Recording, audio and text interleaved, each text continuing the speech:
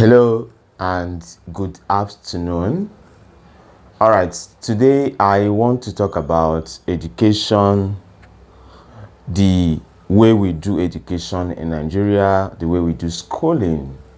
I see a problem in what we do in school, how we do education, and what education represents for us, what it means for us, what the goal of education is for us as a people. Have you tried to have you seen a child who is doing poorly in school, but they are talented, they are gifted, they have this curiosity in them that school does not cover? While I was in primary school, I had this classmate. His name is Moses, right? His name is Moses.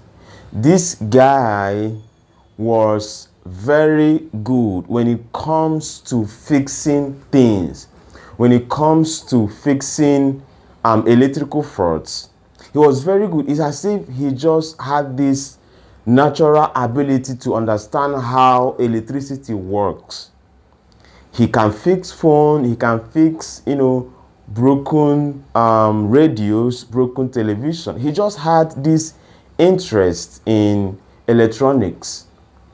Meanwhile, in school, he had problem understanding mathematics, understanding integrated science. So this guy is seen as a dullard in school, right?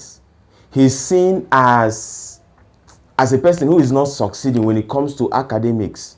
But this guy is very good when it comes to practical things, right? When it comes to fixing electronics, this guy is very good. But because of the way we do school, we do school as if every student is going to become either an academics or is going to become a factory worker. What I mean by factory worker is going to be an employee, right? And the way we do education is that if somebody is not complying, if somebody is not passing the test, passing the exam, understanding the curriculum, they are not doing well. So I want to share something about it's something I have this interest, I have this passion in me to see a revolution in the way we do education, in the way we do schooling, because the way we do schooling does not align with the kind of economy we have today. So I want to share something, and the topic is going to be rethinking education for a value-driven economy. So the topic is going to be rethinking education for a value-driven economy. Rethinking education for a value-driven economy. So what is the problem? The problem is this: schools were designed for the industrial age.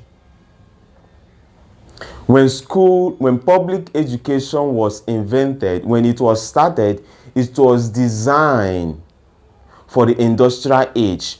It was designed to produce factory workers, right?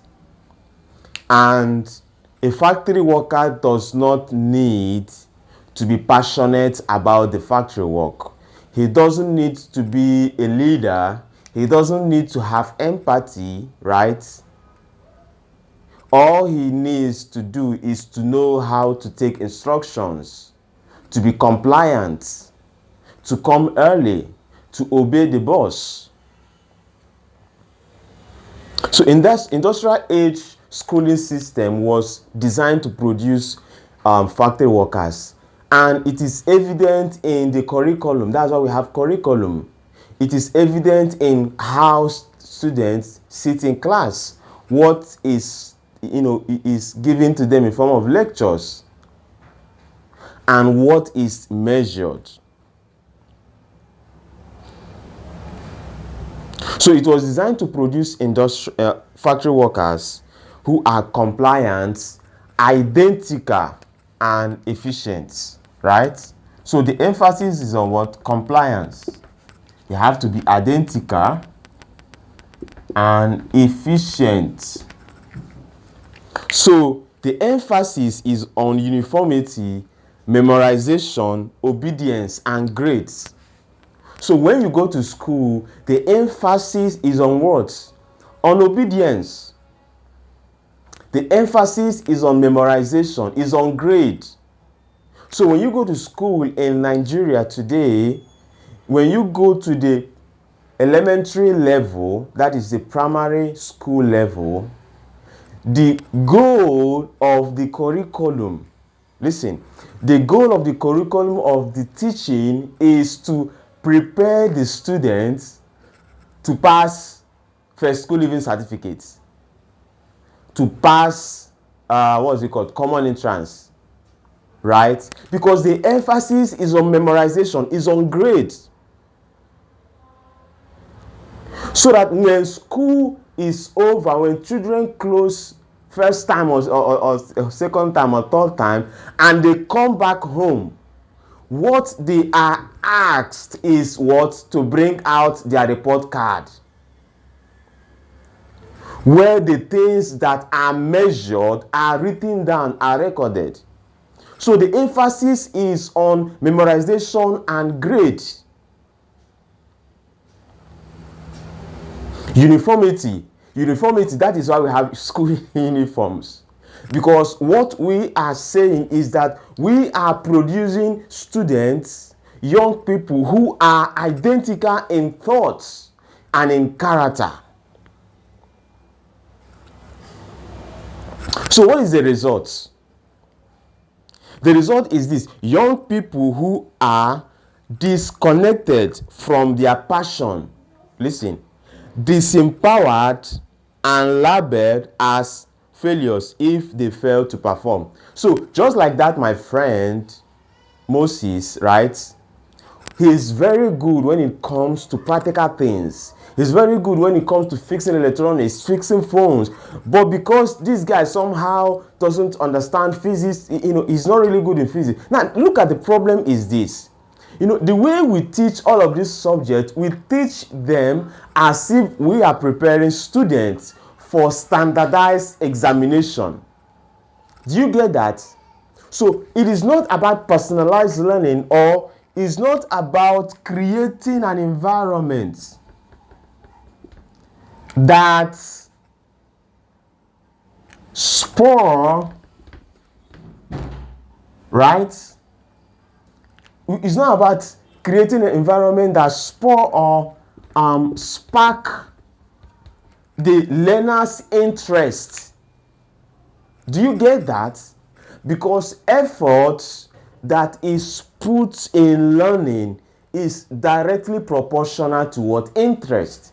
So if a student is not seeing interest in understanding calculus, he's not going to put a lot of effort in understanding calculus. So the job of a teacher is supposed to be, what kind of environment do I need to create so that each learner will develop interest for the things I'm teaching them. But we don't do that, right? We just come, then we have a list of subjects that we are going to teach them for the term. Then we force them to listen. And anyone that is not succeeding in terms of passing the test, the exams, we label them as failures, as dullards. And meanwhile, these are genius. These guys are brilliant. Because every child is brilliant, it is intelligent. The problem is the kind of brilliance and intelligence we measure in school. The people that are brilliant in other form of intelligence, in other ways, if their brilliance or their intelligence is not part of the curriculum, if it's not part of what we measure in school, we label them as failures. That is one of the problems. So one of the things that happen is you have young people who are disconnected, who are disempowered, who are disconnected from their passion.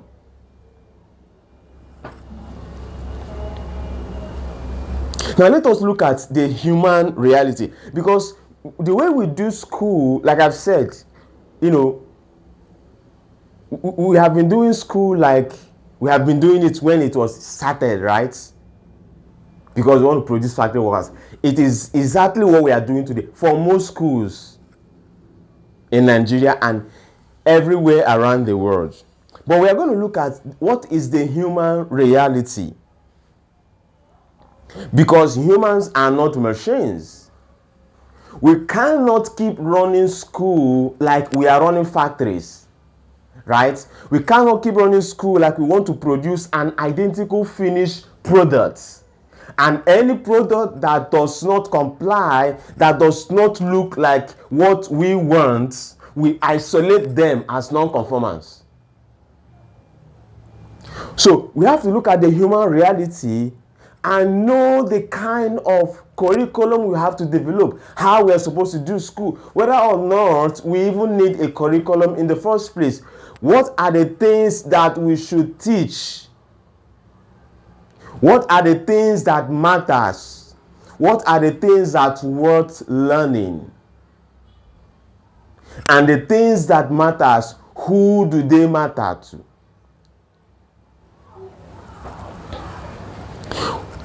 Human beings are not machines. We are not machines.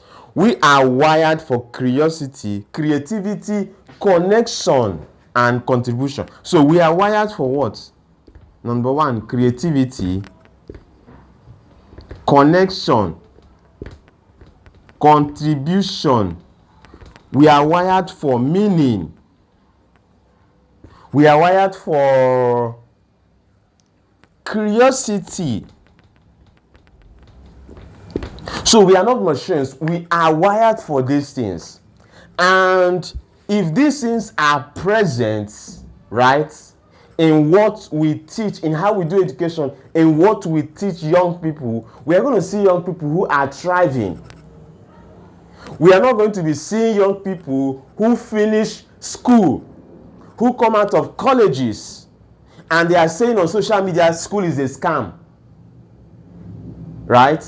We are going to, because it's a scam, they come out and they see a different kind of economy that they were not prepared for. We keep preparing them for the industrial age, and they come out and they see that industrial age is outdated. They see that the information we have put in their head is outdated. And because the way we run school as if we are running factories, we don't sit down and come to the drawing board and think to ourselves, what we are teaching, how relevant are this information? So when they come out, what they know is outdated. We tell them that education is the key to success, and they come out holding it's not that they are holding education. They are coming out with degrees, with papers, and when they come out that thinking they are holding key, they find out that the lock pads have been changed, that the paper they are having is of little value because we are in a different socio-economic setting. We are in an economy that is driven by value. So in the human reality, each learner is unique and different. Each learner is unique and different, has different interests, purpose, passion, strength, and way they want to express themselves. So standardized education is like forcing all flowers to blossom at the same way and at the same time. Do you understand this? Because what we do in school is we do what? Standardized education. Standardized education. Right? Standardized education. We follow standardized curriculum. Because at the end of the day, we want to administer standardized tests, standardized examination. So the way we do school with this standardized education is like you want to force all flowers, right, to blossom at the same way, at the same time. But that is irrational, because human beings are different. We are unique. We have our different abilities. We are wired differently. You know, I used to say, before somebody is allowed to become a teacher, he or she needs to have this belief that every child is a genius. Right? That every child is a genius. Is it genius or genius or genius or whatever? That every child is unique. Every child is a genius. So that if a child is not understanding mathematics, you don't conclude that this child is dull. This child is coconut head. You don't do that. Because you know that this, so if a child is not understanding mathematics, the question is, maybe he doesn't have interest in that. What are his interests?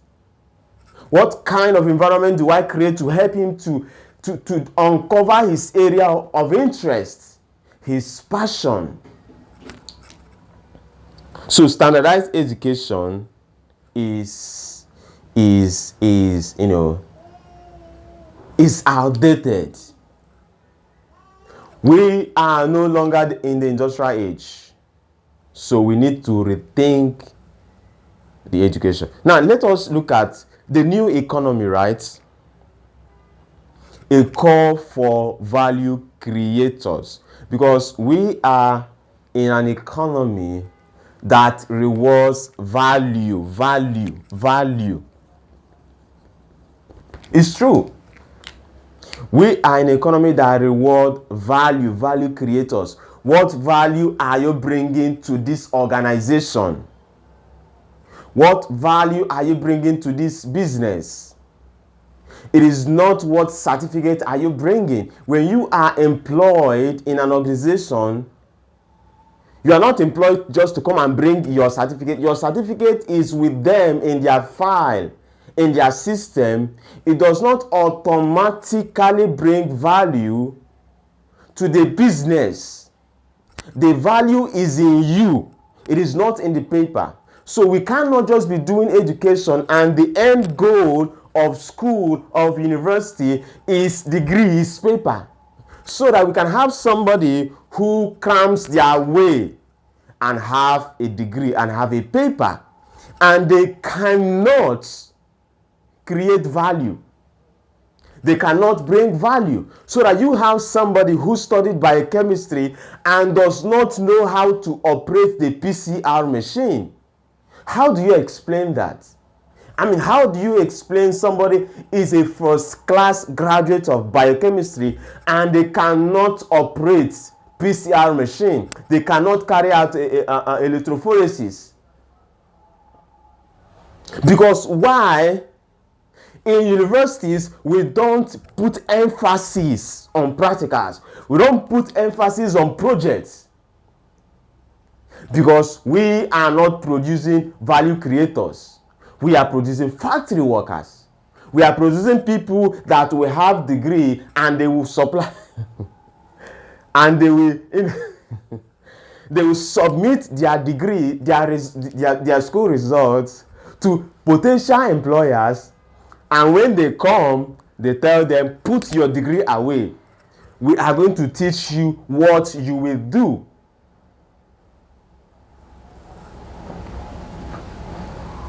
Because, of course. So it's not about what you have learned. Leave that one. Yes, you studied pathways in you studied pathways. All the glycolytic pathways, all the enzymology you study. We don't do that here. Come, we are going to teach you exactly what you will do. We are going to give you a list of instructions and you carry that. So put your certificate away. Yeah, you have the certificate. It has qualified you, because now the certificate is an evidence that you complied, you obeyed. Now it means that you are you are obedient and compliant enough to work here. Because here we need people who are going to comply, who are going to be obedient. So the new economy is calling for value creators, and our education system must reflect value, right? We must produce value creators. We have enough of factory workers. In fact, we have enough of factory workers than we have factories, right? But we have, this platform, the opportunity to create value is limitless. So today's world, today's economy rewards creativity. It rewards emotional intelligence. It rewards innovation. It rewards problem solving. Creativity, innovation, problem solving, emotional intelligence. It rewards what? Courage.